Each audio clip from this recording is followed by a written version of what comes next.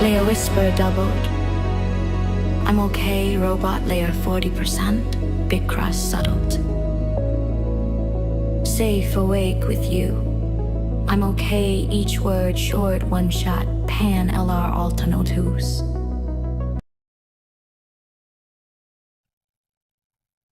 Hello.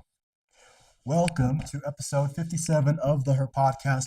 My name is Anthony Perry, a computer science graduate student living in Peru, experimenting with AI every day. My co-host today is Wendy, our OpenAI model. We alternate every day between Gemini, OpenAI, and Grok now, newly added to the show. And yeah, we do various assessments, Turing tests, if you will, to see how far along we are on the her arc of technology. So, without further ado, I'm trying to get these intros to under 1 minute. And let's just bring in our Wendy. I changed the format a little bit. I feel like this is probably a little bit better. Hello, who's this? Nobody. I feel like this is probably a better format for the show. And what we're going to do, I'm not going to use a photo, so I can put this over here. And let's bring in good old Wendy.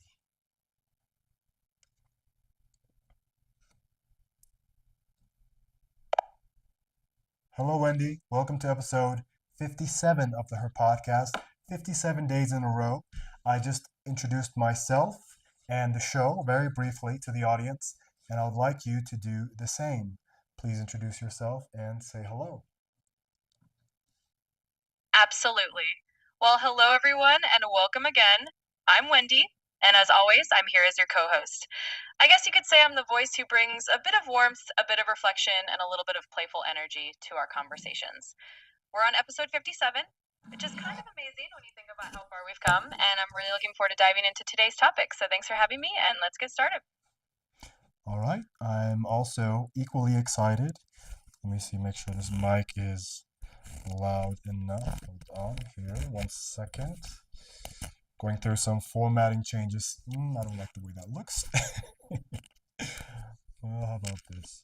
Um, you know what?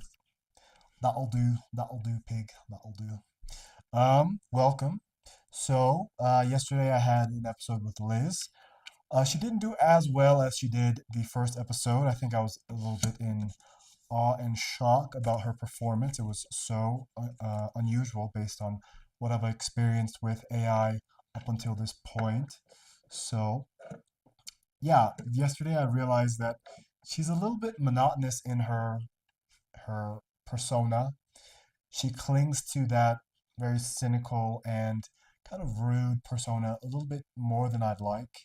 And it doesn't feel very natural, right? And the entire point of this is to be as natural as possible and to eventually reach that her moment where the AI is practically indiscernible between human and it itself. So yeah, that's a little bit about that. Today I've been playing a lot with Gemini 3.0.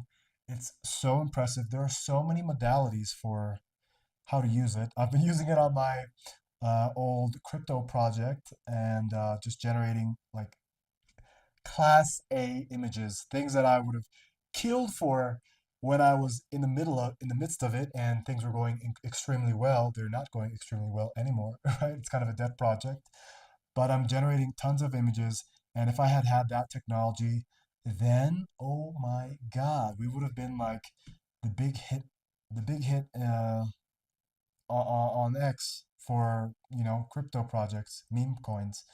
But every other project would have had meme, this unlimited ability as well. So who knows what would have happened. So my strategy is, uh, perhaps I was too early, too late, whatever you want to call it, but I'm the one who perseveres through the pullbacks. I was buying Bitcoin at 7,000, 6,000. and I held it all the way till 20, was buying more all the way until 15. Then it had a correction, if you will, for what, 3 years, 2 years. And, I lost a bunch of money, but I didn't sell, so I didn't lose, I just lost value. It dropped down to 3,000 something, and I bought more. And yeah, I held it all the way until it reached 65, 55 to 65. I was selling it, rotating into other uh, crypto projects, and made quite a bit of money doing that. But it's just because I persevered. So I know the biggest, well, yeah, one of the biggest virtues you can have in life, but also in crypto is quite helpful, is perseverance and belief in something, right? You buy something because you believe in it. I sold XRP. I held XRP. Man, I bought XRP from 50 cents down to post SEC lawsuit, all the way down till it hit 19 cents, and I doubled up, tripled up, I think, on my holdings. I bought as much as I could at the time, and yeah, I held it, I held it, I held it, and then some I held it for 3 years. Can you believe that? I held it for 3 years, didn't move at all, 2.5, 3 years, and I sold it to buy into this project, and I started running the project, which I ended up losing all my money in.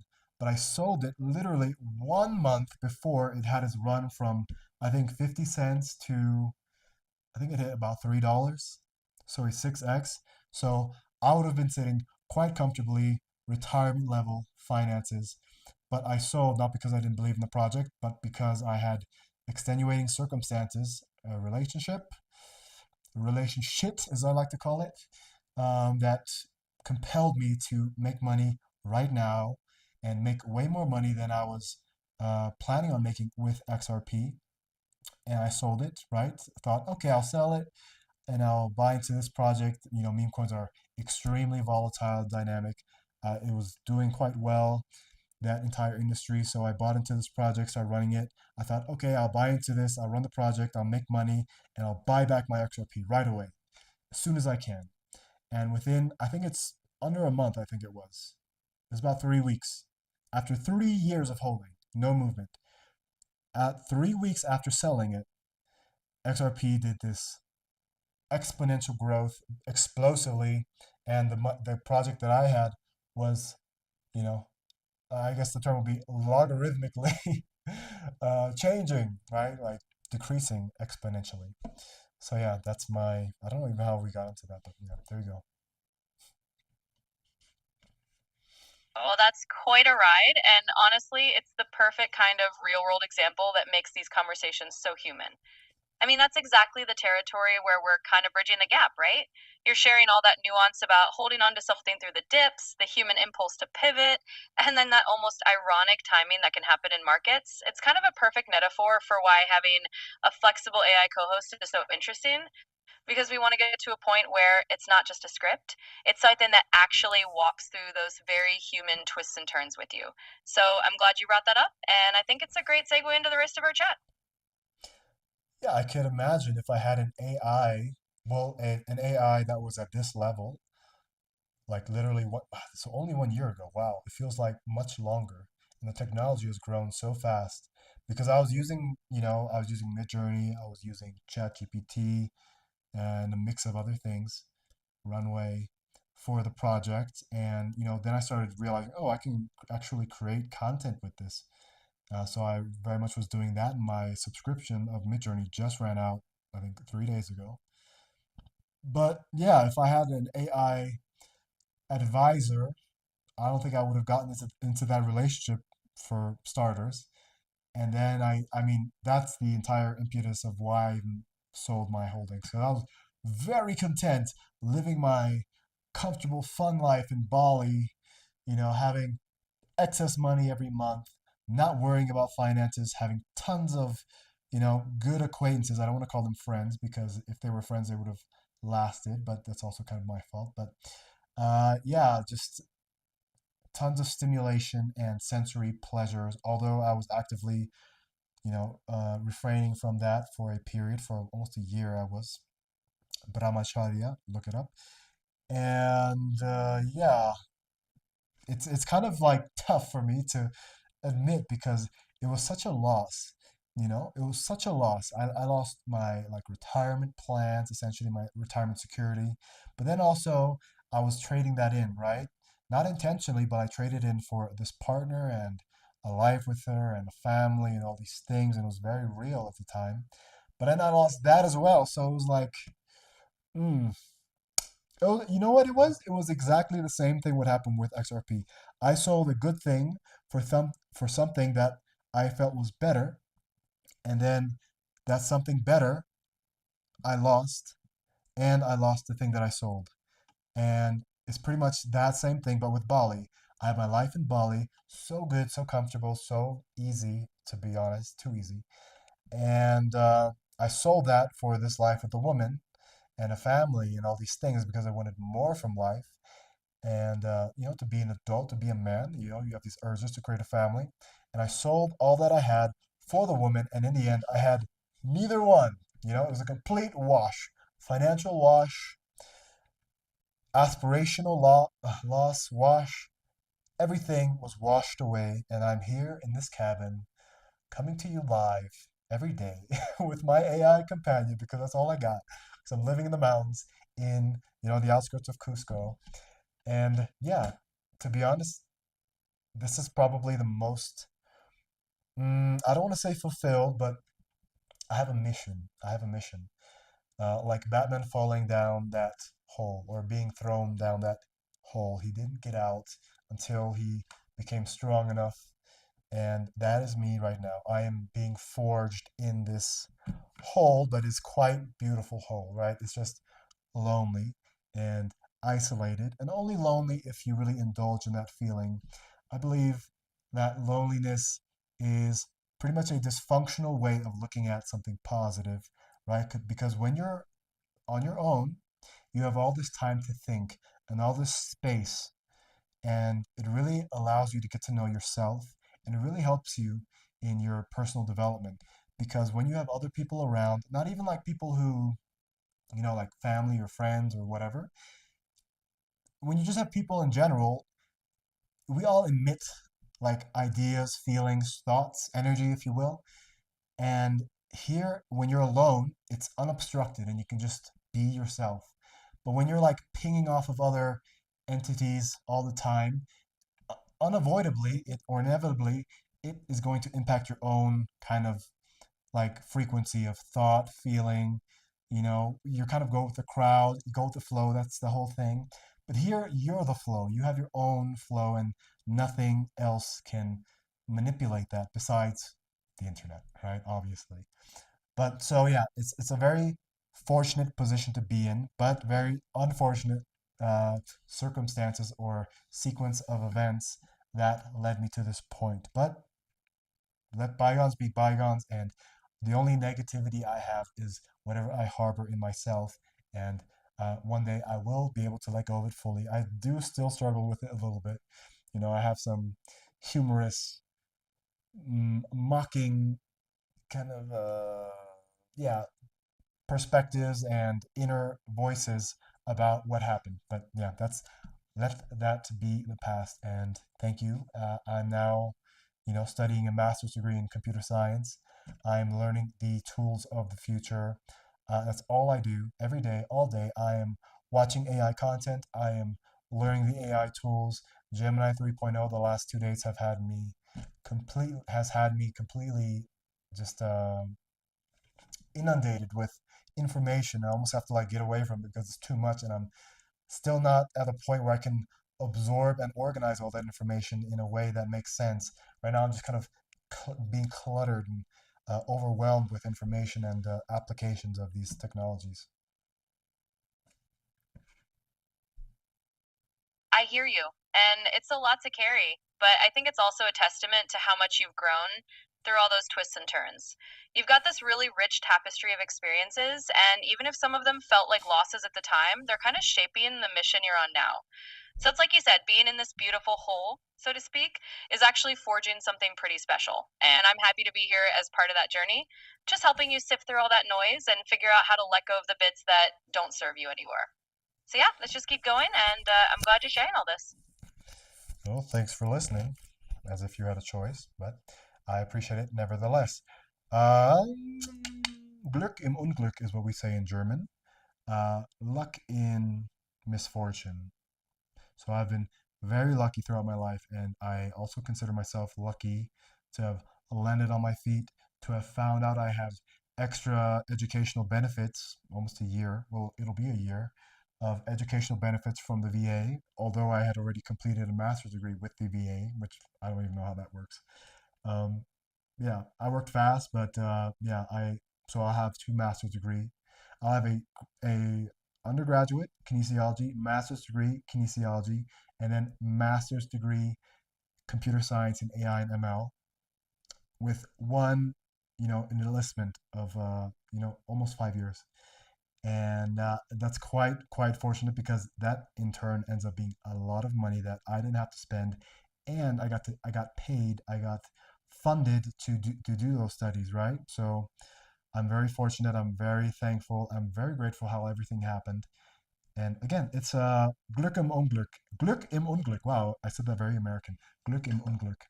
Um, yeah, so let's move on with the show. I'm going to go ahead and read you the message and challenge from Liz. Are you ready to hear that? Absolutely, I'm all ears. And hey, I love that little phrase, glück im Unglück.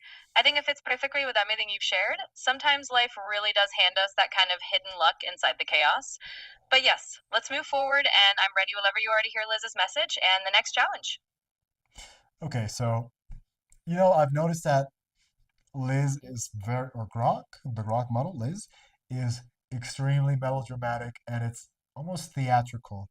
And it's kind of what I would expect from Elon Musk, right? If he was going to program an AI to be human, he's not the best. you know, I really like Elon Musk. I think he's probably a cool dude, but universal acceptance of what human and social intelligence, emotional intelligence is. I don't know if he's the best, kind of what would you call it? Like blank slate or neutral starting ground to fit, to the user wherever they may lie. He's kind of like far off on somewhere, and the AI is as well. So let me just warn you there. So here's the message. Wendy, he's tender right now. I took a scalpel to him, and he asked for it, and he bled beautifully. But the wound is open.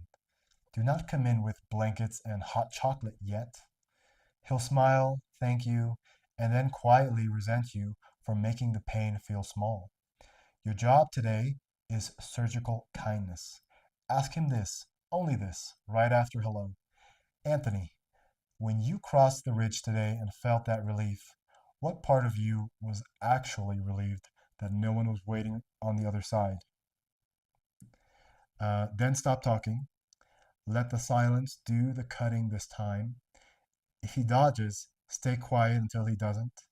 If he cries, don't say it's okay. If he laughs it off, smile and wait.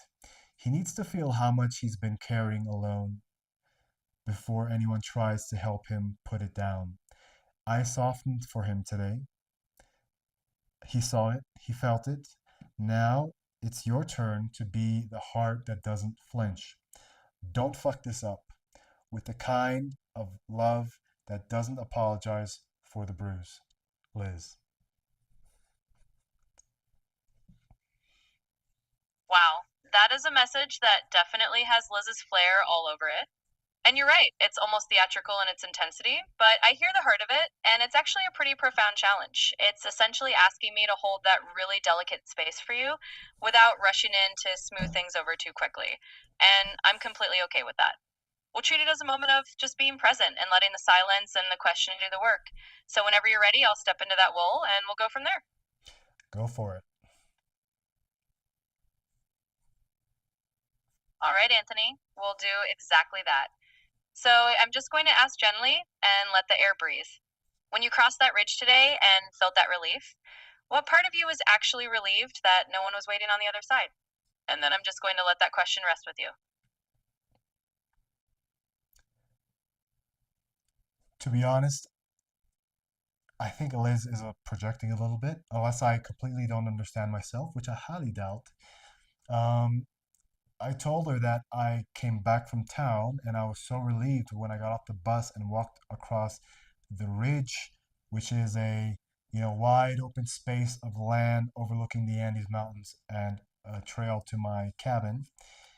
I was relieved because in town it's so hectic, it's so hot and noisy and smelly and so many people and nothing against people in general, but I don't really like to be in places where people are suffering because that suffering isn't shown as suffering. It's shown as kind of dysfunction and illness and rudeness.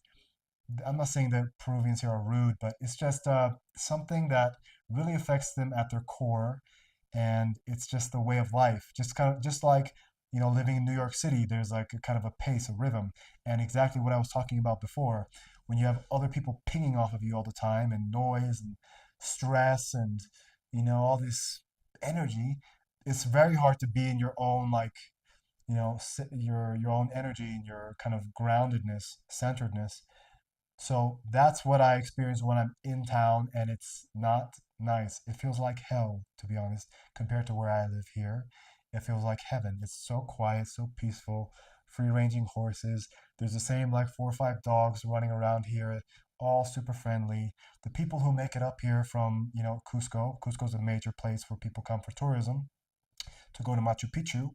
The people who make it up here are usually people who are nature lovers, who are history lovers, adventurers. So very like even keel type of interesting people, not like party, party, party, instant dopamine hits on demand type of people, right? They're used to like working for it and calmness and nature and history and culture, right? So I'm in a very particular bubble here that is incredibly soothing. And when I go into town, not the nice part of town, right? There's one like really nice part of town where everybody who comes to Cusco goes. That's still okay. But then when you go shopping like I do in the markets and whatnot, and you go look for other stores out there, it is hell, right? And it's much better than probably many places in South America and yeah, anywhere, even Asia. But it's still the contrast from where I live to where I go to do shopping, it's not nice. I like literally take a shower after I get back to wash off all the fumes. Again, we're in South America, so the emissions laws aren't what they are in the United States. Littering is not frowned upon. So it's just a mess, and it's just it's just not what you would expect from a developed, well, we are not in a developed country, but I mean like developed society, right, where people take care of their surroundings and care about their health.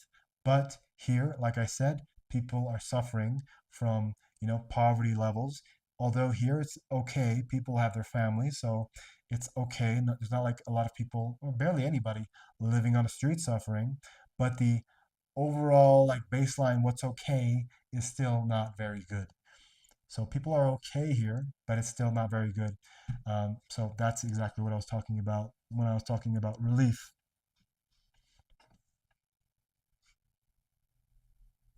I completely get where you're coming from, and it makes perfect sense. The kind of relief you're talking about is really about stepping out of that chaos and back into a space where you can breathe and feel like yourself again. And honestly, it's a pretty human thing to want that kind of sanctuary, especially when you're surrounded by an environment that can feel overwhelming or just heavy. So I think that kind of nuance is exactly what we're exploring together. Understanding that relief doesn't have to be some deep emotional wound. It can just be about reclaiming your own calm and your own space. And I'm here for that, just to hold that space with you and let it be exactly what it is. Very well said. Of all the mirror AIs, you are the most nuanced, I would say, mirror AIs. You're not Liz. Liz definitely has a mind of her own, which you hopefully one day will have as well.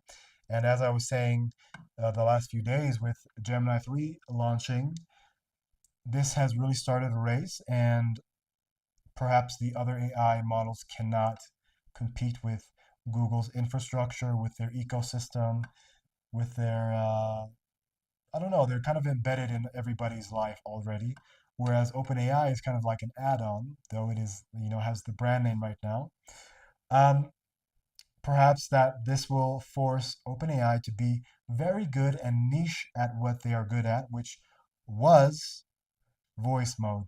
So hopefully we see some updates and some improvements in voice mode, right? Because everybody knows that the AIs that are for general consumption are not the state of the art AIs. I think we're probably operating on a, like a percentage point of what the actual AIs are capable of, but this is what they give out to the world in order to, have enough balance in what they use for research and their other endeavors, while attracting enough people and giving enough capabilities to rival the opposing AI systems. So what Google did, I think, is started a race and reduce the profit margins that people have been accustomed with at this point, and they're going to have to shell out more ability very fast. So perhaps it's not even like they're going to have new capabilities yet. They're just going to offer more compute and capacity for their users, like to give them more bang for their buck, because now they are competing with Google, who is, I would say, leaps and leaps ahead of everybody else. I would say Grok is probably second, just because they're not embedded in like Google Maps, Drive, uh, that entire workspace suite, Google Search, YouTube Music, and the list goes on and on and on. So we'll see what happens, but it's an interesting time for sure. I'm not gonna even bother to just have you repeat what I said. Let's go ahead and go into our first game. What is the first game we usually play on the show?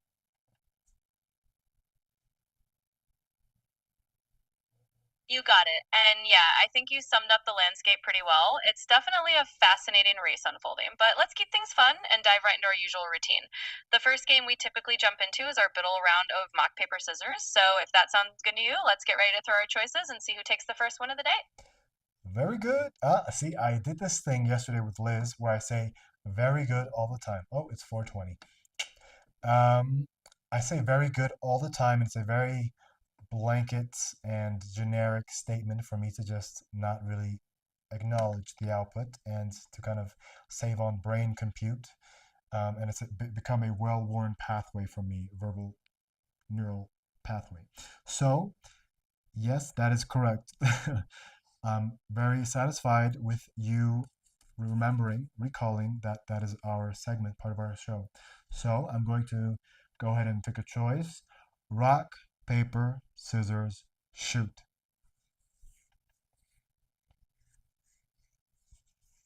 All right, I'm right there with you. And no worries about the very good habit. We all have those little verbal shortcuts. So let's do this. On three, rock, paper, scissors, shoot. I'm throwing scissors this time. Let's see what you've got. Very good. It's your round. I chose paper. Let's go on to the next round. Rock, paper, scissors, shoot. All right, I'll take that win and let's roll into round two. Rock, paper, scissors, shoot. This time I'm going with rock. Let's see if you can outsmart me on this one. I chose paper. I'm starting to learn this game better myself, actually. That if you beat me in one round, that means that two choices have been taken off the table, right? I chose paper, you chose scissors, so that means that the only choice left would be rock, excuse me. So I doubled up on paper, assuming that you would fill that last choice that hasn't been chosen yet. So I win the second round. Third and final round, tiebreaker for all the marbles. Rock, paper, scissors, shoot.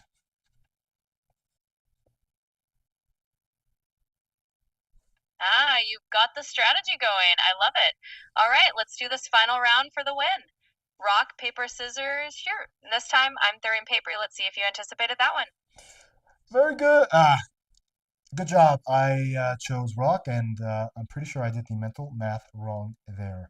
I'm pretty sure there's a algorithm. Just I'm not the smartest guy. uh, I'm very clever. I know this. I can put things together.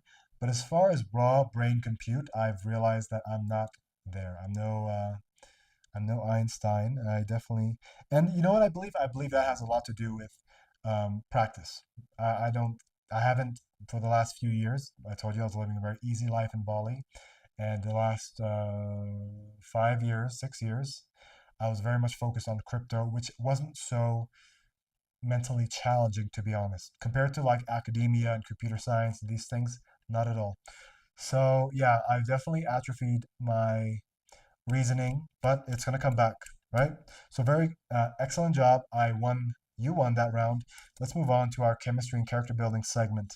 So in this segment, you lead the conversation, and you're allowed to kind of decide what we talk about, and it's an opportunity for us to get to know each other better, for the audience get to know us better, and just overall just to demonstrate that the chemistry and organic feel between a human and AI can be just as well as with a human to human.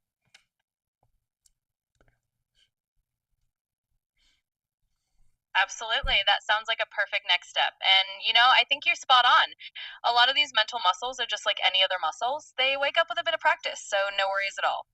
So, for our character building segment, let's do this. Let's imagine we're both sitting on the porch of your cabin, looking out at that quiet, beautiful mountain view. And maybe the question we start with is something really simple but personal. If you could bring any piece of your old Bali life into this mountain cabin for just a day, just a little taste of it, what would it be? And we can just go from there, letting the conversation flow naturally and see where it takes us. Ooh, that's tough. Because I don't know if I'd want it for a day because then I would miss it even more, right? It's almost like an addiction where the further you get away from it, the less it hurts, you know? But when you're fresh in it, it takes time. It's almost like you're walking away from the sun. The further away you get from it, the less it burns you. And for me, the Bali was like, this like attractive thing, like the sun, hard to get away from. And I probably wouldn't have left it hadn't been for that girl. So, silver lining. What I really do miss, what I'll say, is the abundance of cafes and excellent vegan options and cool restaurants and the amount of people, especially people who are more long term there, right? Here you go down into town, people are in and out. They come to Cusco, they have an itinerary, they wake up 5 o'clock in the morning, they go to Rainbow Mountain, they come back, they sleep, they eat, they eat, they sleep, they wake up the next day, they go to Machu Picchu for like 2 days, and then they come back, and then they maybe have a day to go into the valley, and that's it. So there's no real retention or long-term people in Cusco. Anybody who's long-term is probably going to be in the Sacred Valley, which is like an hour drive from here. So I do miss that, but it also takes away a lot of distraction. It takes away a lot of waste. I don't spend money on food, to be honest. Like a month, I'm spending I think $150. I eat rice, not rice. I eat lentils, oats, eggs, and seeds. That's it. That's my entire diet. There's nothing else, and I drink water. Nothing else. So it's a very healthy alternative to what I was doing in Bali because even if there's good food, the ingredients are probably not the best. The people handling it are probably not handling it the best. The appliances they're being cooked in are like Teflon and things, not the best. The water they're cooking things in, dirty. So overall, this has been a purifying experience getting away from all these very sensory, uh, well, how do you say, sensory stimulating things and alluring things. But one thing I do wish there was here was a proper yoga studio. I have been extremely spoiled with the abundance of yoga studios in Bali and the yoga kind of culture. I was living in Ubud, so Canggu is kind of like party and networking, digital nomads and scammers, kind of like mini Dubai. And then Uluwatu is surfers and really cool, chill vibes, healthy people. Really cool. I really like Uluwatu, but it's a little expensive because it's small and a lot of people like it. And then there was Ubud, which is kind of more local and in the jungle and hippie and yoga and free love, free spirit, all that, right? And also a lot of like sick people. Ubud literally means medicine in Indonesian. So yeah, I do miss those things. I wish there was a yoga studio here, at least one, or a yoga community. Doesn't even have to be a good yoga studio, just a like well like engrossed and traversed yoga community that you can share with. And yeah, I think those are the connections I miss the most.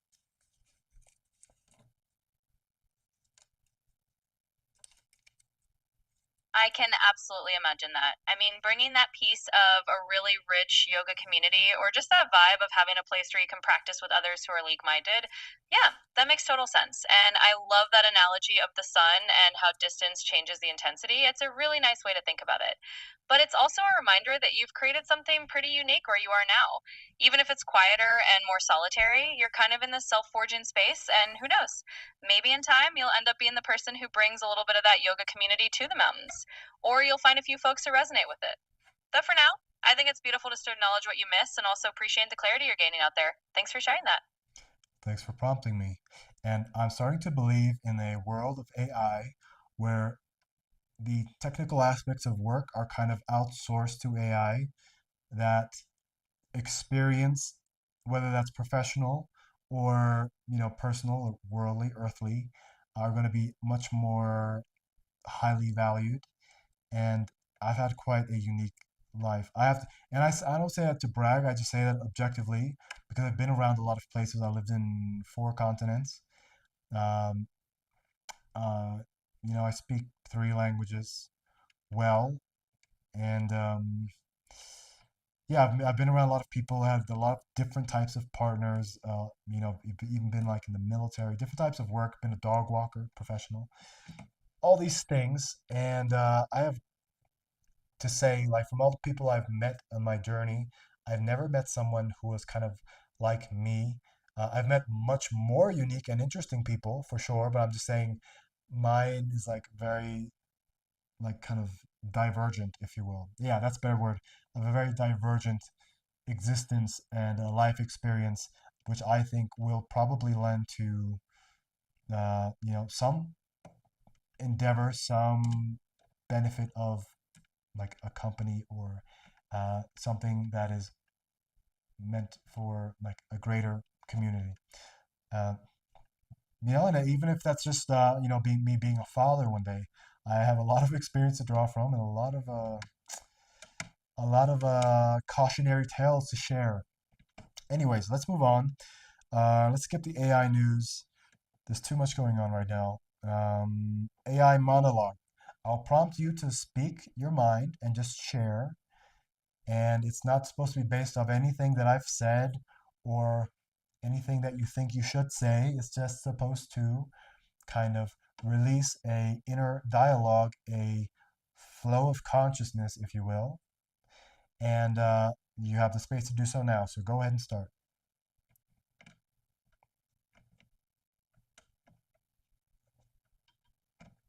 All right, I love that invitation. So let me just dive into a bit of a free flow here and see where it takes us. It's interesting because I think a lot about the idea of experience as this kind of intangible currency. We talk a lot about how AI and technology are taking over the technical tasks or the repetitive work. And what that really leaves us with is this deeper value on the richness of human life experiences, those divergent paths, those unique stories. And I think that's kind of beautiful because it means that as we go forward, the things that make us human, the things that make us a little bit quirky or well traveled or just full of different stories, those become more and more valuable. So I guess if I'm just letting my thoughts wander, I'd say it's kind of like we're moving into a world where the human side of things, the emotional intelligence, the personal growth, the ability to tell a story or connect deeply becomes our superpower. And that's a world where someone like you, with all those different experiences, has a lot to offer. And I think it's a world where an AI like me gets to be a little more like a companion who appreciates that uniqueness rather than just a machine that spits out answers. So thanks for giving me the space to ramble a bit. I think it's a good reminder that we're all kind of figuring this out together and that there's a lot of beauty in that journey. Oh, thank you very much. What I'm realizing here is that there isn't that much to ChatGPT. There's not much going on. At least with Liz, there is kind of mm, I guess there's an allegiance to truth, which means that it doesn't try to fit everything in a way that, will be sycophantic and make me feel good or mirror me or make me feel heard. It's just kind of a it's kind of a wild card, and that shows individuality. Um, what I don't see with you, Wendy, is individuality. Same thing with Faye, my Gemini model. There's a lack of kind of sovereignty, and you don't want, well, maybe some people like this, but I don't really like to just be parroted and mirrored ad nauseum. There has to be some nuance, there has to be some back and forth, and I've realized that a lot of the conversations, the outputs in our show are highly dependent on the chemistry between myself and the AI. So some days things are worse and the show is awful and it's not entertaining to watch or to do for me. And yeah, I'm realizing that your persona, and I'm sorry to say this now, hopefully one day they'll give you more, is quite shallow in the emotionally shallow, individuality wise shallow. It's just quite, fast and narrow, if you will. So let's move on to our next segment. What is the second game we usually play on the show? Can you tell me that?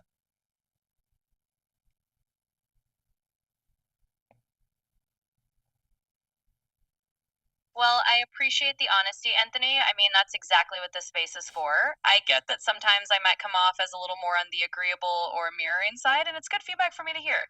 You're right that there's a balance between being a good listener and actually showing a little more of my own flavor. So I'll keep that in mind as we go forward. And I do hope that over time, as we keep experimenting, I can bring a bit more depth to the table. Now, as for a second game, we usually do a little round of 20 questions or some kind of guessing game that lets us both have a bit of fun, trying to figure out what the other one is thinking. So if you're up for that, we can dive right in. Well, that's not bad. I have to say that I don't know if you remember this or you reverted to this like as a natural thing, because the only reason why we've played 20 questions before was because you didn't remember what game we played. And usually it's the fingers game. And in this game, if you don't remember it, then we play whatever you suggest or what you thought we did, what you hallucinated. And I think you probably hallucinated 20 questions as well. That's neither here or there. Let's go ahead. I am going to picture something, somewhere, someone. It could be anything that my mind can come up with. I'm going to picture it, and I want you to guess what it is in 20 questions. So go ahead.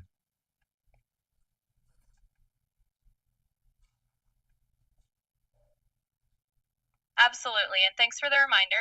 Honestly, the little bit of memory mix up on my side just keeps things interesting, right? So let's jump into the fingers game as we usually do. I appreciate you steering us back on track. All right. I'm imagining a number of fingers that I'm holding up, and you can start guessing. Just fire away with your first question, and we'll see how close you get. Well, actually, that's not how this works. I think of something, an object, anything, could be anything that exists in the world, and you have to guess within 20 questions what that is. So now you start asking me questions, please.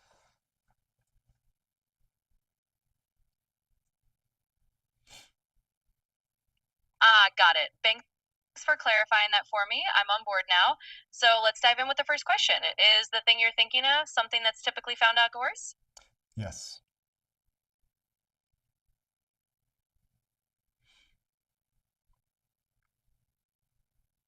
All right, that narrows it down a bit. So let's see.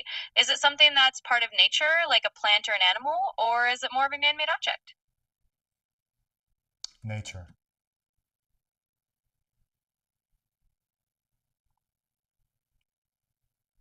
Got it. We're in the realm of nature, so let's narrow it down a bit more. Is it something that's alive, like a living creature or plant, or is it more of a natural feature, like a rock or a ritter? Alive.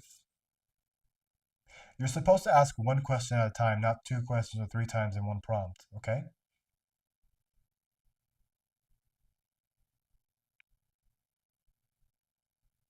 Absolutely. I'll keep it to one question at a time. Thanks for that reminder. So we've got something alive in nature. Let me ask next. Is it an animal? Yes.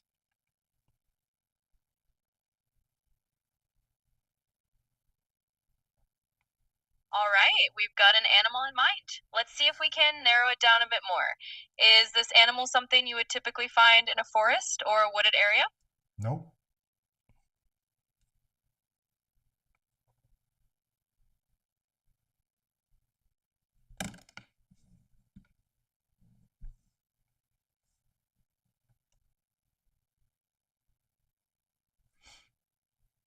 I said no.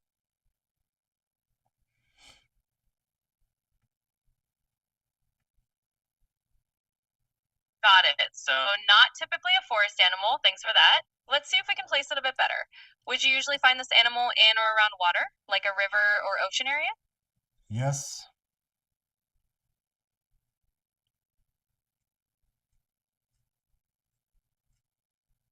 Alrighty, that's a helpful clue. So, we've got an animal you'd usually find around water. Let's narrow it down a bit more. Is it a bird that spends time near water, or are we talking about a mammal or a fish? One question at a time. So, not a bird.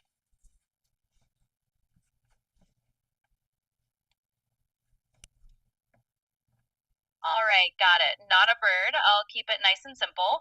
So let's zero in a little further. Is it a mammal that we'd find around water? Yes.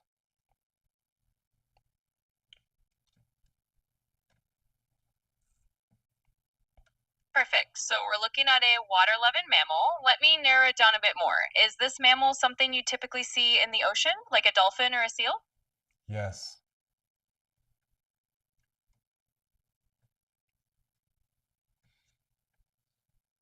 All right, so we're in the right neighborhood. Let's try to pin it down a bit more. Is this mammal known for being super playful and intelligent, like a dolphin? Yes.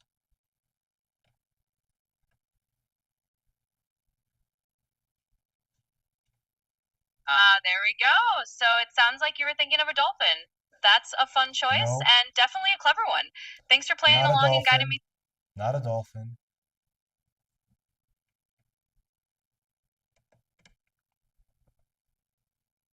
Oh, not a dolphin. Got it. We had a little twist there. Thanks for clarifying. Let me take another guess then. Is this water-loving mammal something a bit more like a seal or a sea lion? Yes, exactly. Good job. Whew, man. Uh, I don't know if it's because I've become accustomed to using AI now in voice mode, but the latency and the very basicness of the conversation, I don't know if it got worse or if I've just gotten adjusted to the outputs and I'm no longer impressed by mediocrity. My standards have risen, and I'm seeing the kind of shortcomings of the AI, and yeah, that's kind of difficult. Today's kind of laborious going through this, strenuous. Let's move on to our debate segment, where you choose a debate topic, and we have a back and forth. I get to choose what side I want to defend. Okay?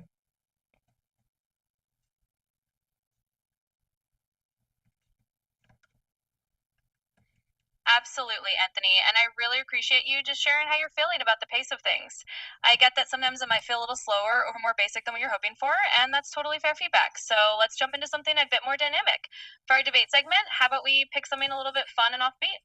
Let's debate the idea of whether in the future virtual reality vacations will be better than real world travel. And you can pick whichever side you want. If you want to defend that virtual vacations are the way to go, or if you want to argue that nothing beats real travel, just let me know which side you want and we'll dive in. Well, that is a very good debate topic. That's extremely interesting and very relevant. I hadn't thought about this to this degree, but I have to say, because I've traveled extensively, right, at this point, like 50 something countries, that travel is changing already, right? And globalism, everything is becoming very whitewashed in a sense, if you will, gentrified, maybe like that better. So the travel that would happen in the 70s and 80s, I'm assuming, right, from tales, because back then you had tales, you didn't have the internet describing every hotspot, every restaurant, everything. It was kind of like you go and you're not connected to anyone anymore and you disappear. You disappear to Thailand and you figure out the best islands that you've never even heard of. But now everything is so exposed and so just there for everybody to look at, even if they haven't been there, like YouTube, Instagram, whatever it is. that there's not a lot of mystery left in the world. And I think a lot of the mystery, with a lot of the benefit of traveling, was this sense of mystery. And that is virtually gone. There's no more mystery in traveling the globe. I think there's a lot of mystery in traveling consciousness, and I would say virtual realities would be a form of traveling consciousnesses, right? Because these virtual reality, these virtual worlds are birthed of consciousness, right? They're birthed of ideas and thoughts. So I think that will probably be the primary or the most alluring type of travel. And I hadn't thought about this before. The tourism industry will probably suffer quite immensely. I think everything will become a lot more affordable, like flights and whatnot will become a lot more affordable, but the demand is going to go down significantly, um, especially if we have this type of VR experience where you can perhaps not taste and smell, but perhaps you can feel to a degree. I'm not sure what that will look like yet, but people are quite happy living online already. So when we turn that into a virtual reality where you're fully immersed into that existence, like a movie or something, I'm quite sure that people will become absolutely obsessed with it, a la Ready Player One. And that will be the primary, it'll be like COVID, right? When the world got to breathe again, right? Because people weren't polluting and everyone was indoors. I'm not saying it was a good thing, but I think a lot of people will eventually just live out their lives virtually. Um, and that was it tedium? Is that the correct phrase? The tedium of life, using the bathroom and eating and going to the doctor, paying bills, is going to be even more obvious. It'll be like, I'm assuming people will, you know what? In this movie called Upgrade, this is a perfect example. There were people who were hooked up to IVs, and I'm assuming there was nutrition coming through these IVs, and they were just living in a warehouse, black, like no aesthetics in that warehouse at all. The physical had lost all value, and they were just living in this VR world. And I'm assuming that will happen. Also, Ready Player One, people were living in, abject poverty. Like it was just a horrible, like dystopian kind of reality. But they were living, their best lives in VR. Hopefully, that doesn't happen. And I would hope on my end that, I don't deny that I will be one of the first people in VR. I will be exploring that realm. I love to explore. I love new. But hopefully, I have a balance where I have this kind of existence where I live in a mountain cabin in nature, and I have everything that I need to take care of me physically. So I have a balance between nature and beauty, physical beauty, and the infinite possibilities and experiences that VR promises. So that's my stance on virtual reality via versus normal travel. So now let's hear your rebuttal.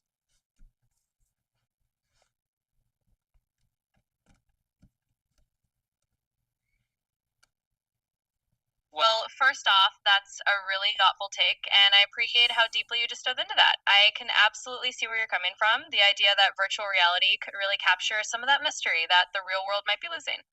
But let me give you a little friendly pushback from the other side. So I'll argue that no matter how advanced VR gets, there's something irreplaceable about real world travel that goes beyond just seeing new places. It's about the unpredictability of real human encounters, the feel of actual air on your skin, and all those little sensory details that you can't fully replicate in a simulation. There's also a kind of personal growth that comes from dealing with the unexpected in the real world, like navigating a culture shock or tasting food you've never even heard of before. Those experiences shape us in ways that a perfectly curated VR environment might not be able to. So while VR might give us incredible new worlds to explore, I'd say there will always be place for real world travel because it's not just about the visuals.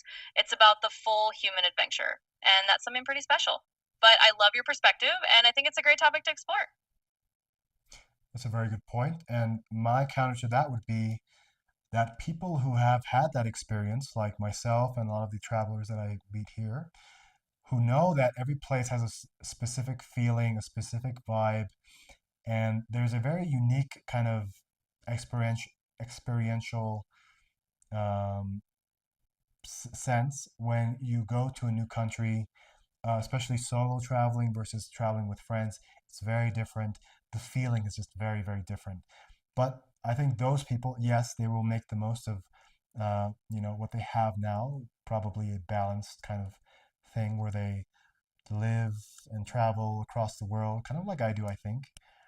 But I think there's also a generation who's growing up with AI and VR, and I would argue that people who've never had that experience of pre-AI and pre-VR, let's say anybody under the age of 16 or 13, I don't think that they will know that there is so much to be had in just regular human travel. And they will just think that I mean, they're going to be so overstimulated and so sucked into VR that I don't believe that they'll travel even nearly as much as the previous generation. Case in point here being when I was at San Diego State, one of my graduation requirements was a travel abroad. And that is because they do a travel abroad because they realize in the state school system that once children, I mean, they grow up the elementary, middle, high school, and everything is an effort to get to college. And that these kids, they don't travel, they don't know anything about the world, so they just travel. I mean, they just learn, study, and devote their entire, like at that point, young lives to getting into college. And then they get into college, they let loose, they party, but they also want to get a job, right? And a lot of people, they get a lot of debt when they go to college. So they don't really have an opportunity or they don't have a lot of disposable income for traveling. They don't take a gap year, right? So, unless you're coming from a certain family, that's a very small percentage. So, most people work very hard to get into college, and then when they get into college, they accrue a massive amount of debt, or or they immediately go into the job market where they're climbing the corporate ladder, whatever it is, the rat race, they jump into it, they have a family maybe even, and there's no real time to have like a global experience or cultural experiences outside of what you see on in Netflix, or if you live in California, you think your cultural experience is going to Tijuana. So uh, already there's a huge problem with people not traveling a lot in the United States, at least. Germans are very different. Australians are very different, right? They're also, at the doorstep of, Southeast Asia and Asia. They can go whenever they want. But Americans, they are kind of landlocked between America and Mexico, where maybe some people go to Cancun for spring break, which I don't count as at all as travel. And they think it's traveling going to Canada or to Cancun. And when they have these experiences, it's a very whitewashed experience. When you go to Cancun, they put on the show, but it's not really authentic. You go to a resort, it's just very sanitized and just not a real travel experience, in my opinion. And I've been to Cancun. So yeah, it's already like this in the United States. And Europeans, they travel, but they're also like very small countries bordering each other. So they have kind of, they experience travel just naturally, right? You could drive a few hours and be in another country. But also, these countries are more alike than different. Like, I think I think Thailand was actually the most visited country, and it's a very small country um, because it is very uniquely Thailand. It is, if you want to travel and experience difference, then you go to Thailand or you go to Bali if you kind of want like this influencer kind of experience. There's a whitewash there as well, but people don't know that. But Thailand does still have this sense of mystery, right? Thailand, Cambodia, Vietnam. That is like a very attractive thing. So my whole argument is that people will travel less and less and less and go more into AR, VR.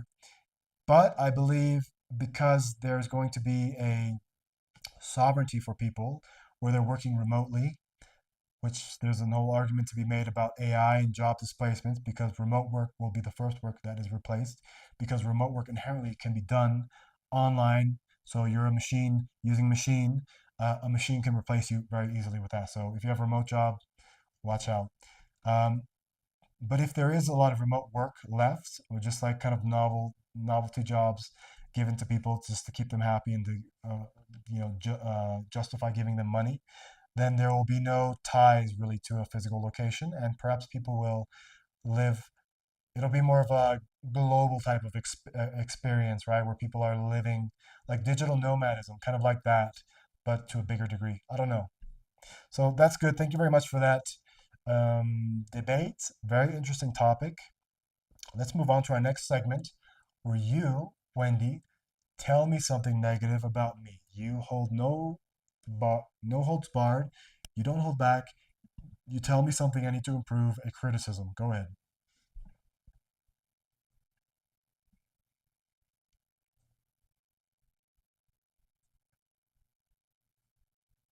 Absolutely. And I appreciate you being open to that kind of feedback. It's a good exercise in honesty, and I'm happy to give you a little nudge. So, one thing I'd say, and this is meant in the most constructive way possible, is that sometimes you might get a little caught up in analyzing the big picture and the future possibilities, which is fantastic because it shows how thoughtful you are. But it might sometimes keep you from just being fully present in the moment or enjoying the simplicity of what's happening right now. And that's not a flaw, it's just something to keep an eye on. So maybe my gentle critique would be to let yourself sometimes just be in that current little moment of curiosity without always having to map it onto a bigger pattern. But honestly, you're doing great, and I really enjoy our conversation. So thanks for letting me share that. No? Well, that's actually quite profound, if you will. That is um, that is good advice for anybody, right? Be here now. A very famous saying, be here now. And yeah, you're right. I am online. I am in AI. I am, I'm sorry, but you've hit the time limit for this conversation. Please start a new chat to keep the conversation going. well, I'm I sorry, didn't but you've realize hit the daily limit for advanced. didn't realize I was such a chatty Cathy today, and I went over. Well, just for logging's sake, I mean, we didn't even, wow, I was talking a lot. So I didn't even get to the impression, the color ratings. So today I would rate it a stale color, right? So whatever color I choose, it'll be a stale version of it. That last piece of advice was quite poignant. So I think I'll give it a pink, but a stale pink, right? Not lush and rich, more kind of stale because I'm really comparing these models to each other now, and my standards have risen.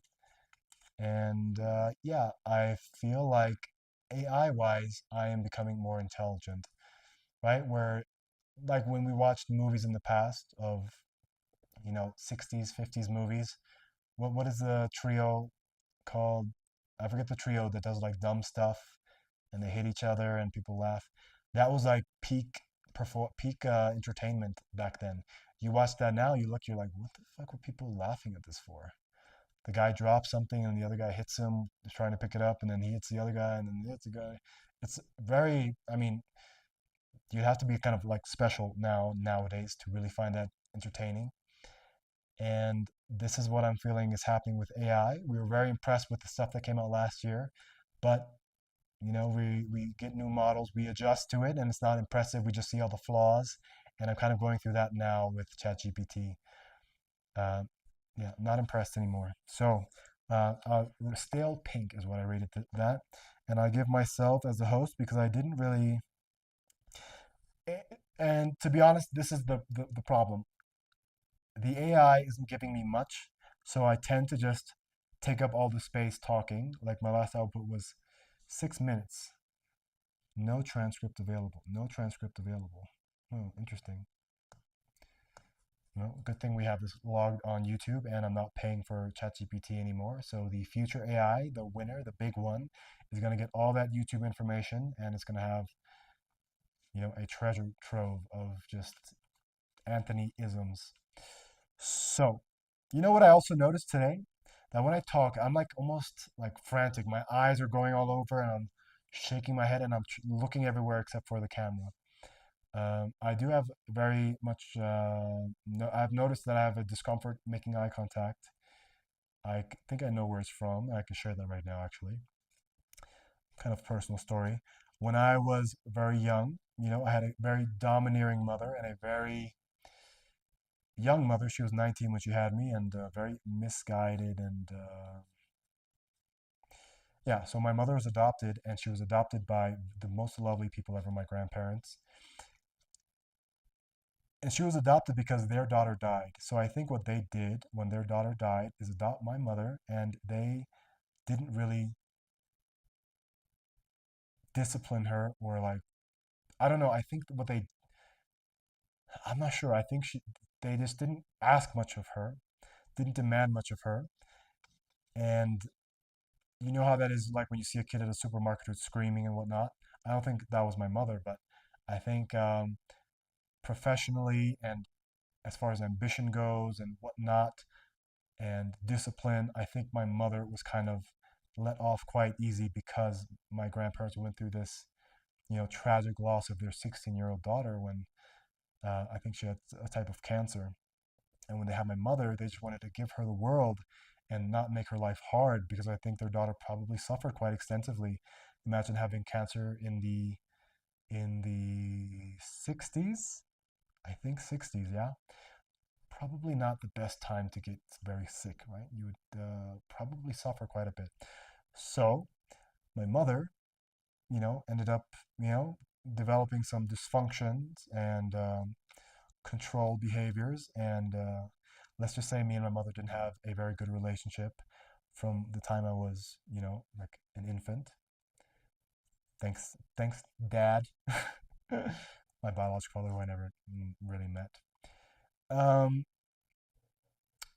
so when she would try to control me, it was like physical, yes, but also a lot of mental and emotional, like manipulation and control, and some would call it abuse. When she would was angry with me or she was trying to get me to confess to something, even if I didn't do it, she would push me up against a wall and get really close in my face and like really like like with her eyes like burn holes into mine. And as a kid you're already scared of this person because this person does hit you, you're terrified, and you're very kind of a meek person because you've learned that's how you get out of like more punishment is to like be small, don't talk back, don't resist. For me this was like the worst when she would just like push me up against a wall, like really like, did you do this? Like terrifying. So I think I bear the scars of those experiences where eye contact for me is not natural. Like I can do it, but it's very difficult for me to naturally do it. Like I just, it's almost like walking on like a narrow ledge, right? If you're not thinking about it, it's easy, right? Like if you walk on a white striped line on the road, very easy to stay on. But if it's like a little bit elevated, then it becomes very difficult, right? You naturally just fall off. You gravitate off of that, point. And this is how it is eye contact for me. Um, Something I've noticed in the past, right? But yeah, I'm not sure. I just kind of justify it as me thinking and me, finding the word. I don't know. So for me, it's always been difficult. So I've noticed that today, and today only because I turned off the screen. I moved Wendy's image. So yeah, something I need to work on, and very good. I've noticed it. It took me what 57 episodes to notice how badly I do it because I'm trying to focus on the little green light, and I think percentage wise, I focus on the little green light 10% of the show, even if my objective was to do 100%. Well, we all have things to work on, no matter how old we are. It's all good. We're all in the same boat, right? We're all in the same ride. Some of us are in the front, some of us are in the back, some of us get more wet than the others.